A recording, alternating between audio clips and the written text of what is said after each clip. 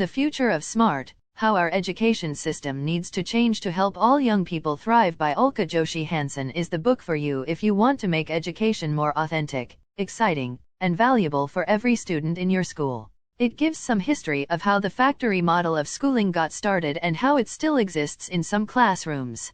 It talks about districts that have tried to bolt on innovations such as projects and internships to conventional schools. It also talks about schools that have made a full transition to what she calls human-centered/liberatory schools.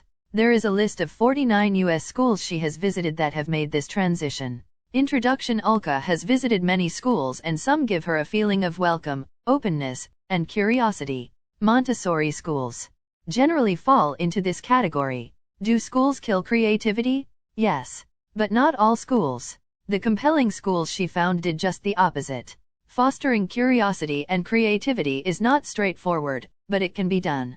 The purpose of this book is to describe the steps to take if you want your school to match this ideal. We have to ask, how are you smart, rather than are you smart? We need to focus on cultivating the unique abilities of each child rather than reinforcing an arbitrary hierarchy of merit.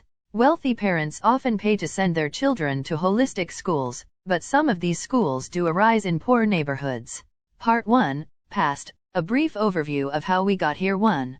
Education at a crossroads. We start with the history of the standardized test movement that started under Clinton in the 1990s and took off with the bipartisan NCLB under Bush 43. It never asked if something was wrong with the system, so efforts to get kids to pass tests were added on to the factory system in place that started in the 1800s. There is some explanation about what we know about the differences between our left and right brain. Watch Ian McGilchrist's TED Talk, The Divided Brain, for details. Ulka feels that the testing has put more emphasis on what the left brain is good at and less on the holistic nature of the right brain, to the detriment of all students. 2. The origins of the divide. Our modern worldviews. Here we explore the clash of the different worldviews of the indigenous peoples of the Americas and the people of Europe who were strongly influenced by the objectivism of the scientific revolution. Indigenous people were indifferent to property ownership, lacked a sophisticated written language, and lived by myths and rituals. These are hallmarks of right-brain thinking. Europeans gave value to everything based on how useful they were, utilitarianism. It's no surprise that Christian monarchs sent explorers out to expand their faith and improve their fortunes. These are hallmarks of left-brain thinking. We also learn that in China new scientific ideas were incorporated into traditional holistic thinking rather than replacing it. The question then becomes, can we revive indigenous ways of knowing without discarding science or technology? 3. A worldview divide in education. Before schools were invented, most children learned by experiencing life with their family and their community. In essence, they were homeschooled. Schools were modeled after factories, with each child treated like an object that needed to be filled with the same knowledge and skills. The natural world was screened out in the impersonal left hemisphere-oriented system. Discoveries in physics by Einstein and others showed that nature was interconnected and that the old laws of Newton were only approximations.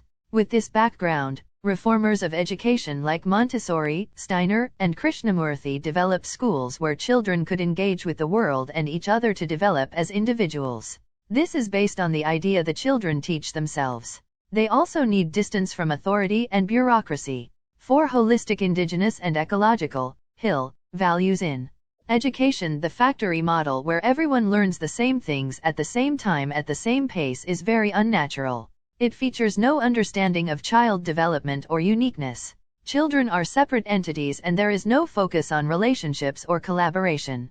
It is also still the dominant model found in our schools. The HIL system focuses on interconnection and relationships, and connections are central. The school is seen as a community. Academic subject matter is still a concern, but so are social-emotional skills. In addition to being consumers of knowledge, students will be producers as they create projects that use things like podcasts, interviews, observations, and conversations along with reading. Assessments give students information on how they can improve the learning process. Part 2. Present. Shifting our gaze. 5. From theory to practice. The instructional model framework. Ulka starts by laying out her political stance regarding some issues outside of education, such as carbon-neutral fuels and extended government support for child care, elder care, and state-run health care for all. She seems to see holistic teaching methods as being aligned with this political stance, but agrees with me that holistic teaching straddles the entire political spectrum. Next, we visit case studies of schools that support holistic learning, many of which are based on Montessori, Steiner, and Krishnamurti models. They feature more integration of the arts, multidisciplinary lessons, practical lessons, teacher and student empowerment, and collaboration. There is always the risk that non-structured lessons become chaotic and that industrial-style leadership will prevent progress, as the 2002 NCLB efforts did. If you want a Hill school, you need a coherent theoretical model. Feel free to borrow one.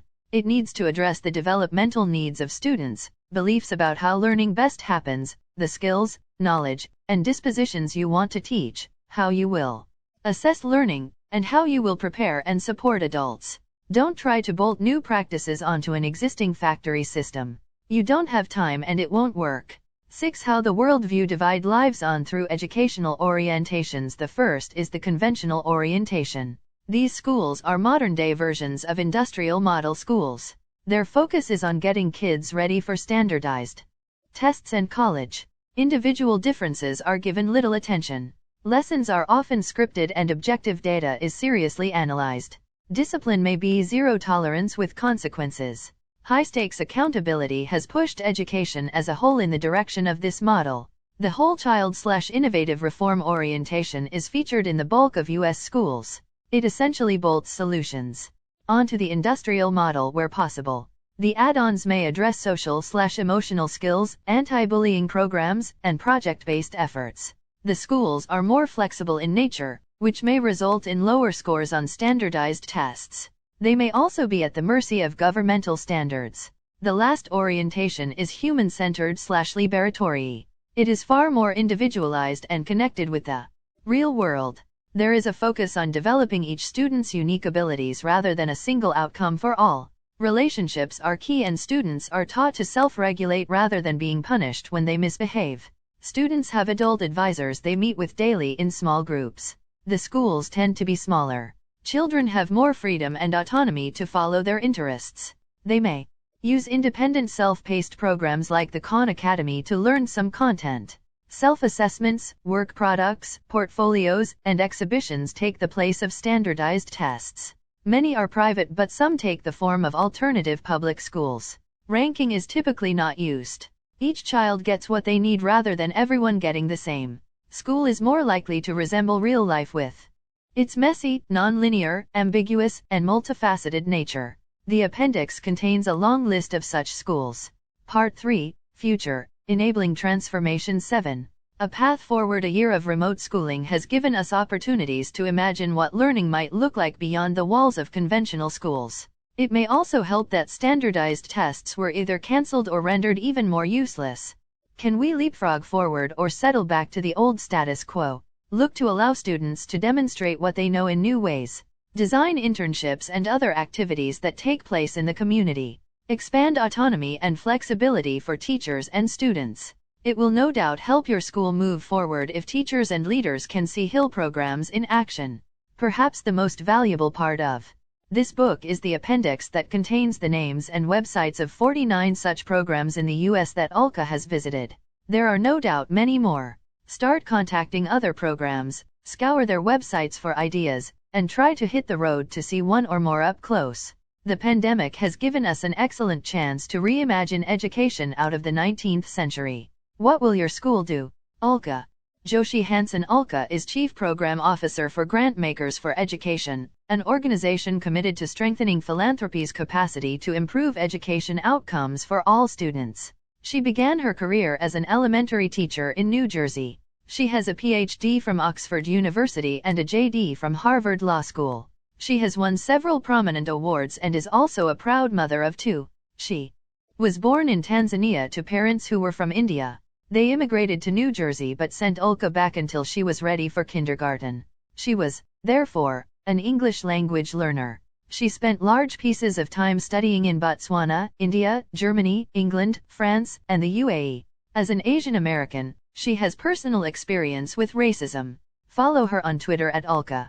You can also check out her